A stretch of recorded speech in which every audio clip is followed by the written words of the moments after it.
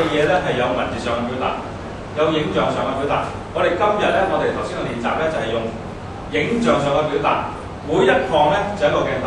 攝影目的係我哋過渡到電影嗰方面嘅攝影，因為4:3相對嚟講係容易過16:9嘅。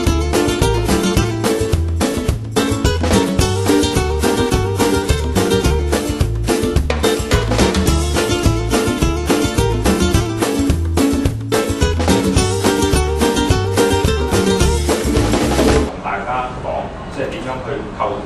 知唔知咩係 wide shot 啊？wide shot 就全個景出晒嘅。清晰啲，點樣捉個構圖？大家睇到咧，呢啲係當時嘅肖像畫嚟㗎。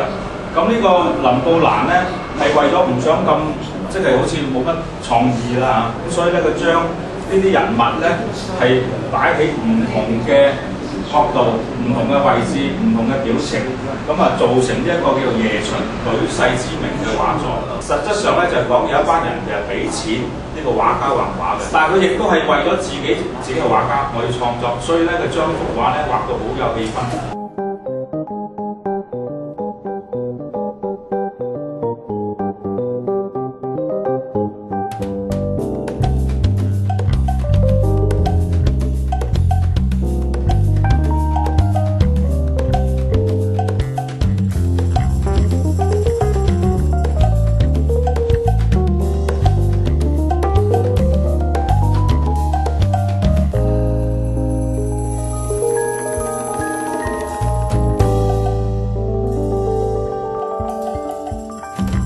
嗱，如果係 movie 咧，就咁樣啦，先影上面。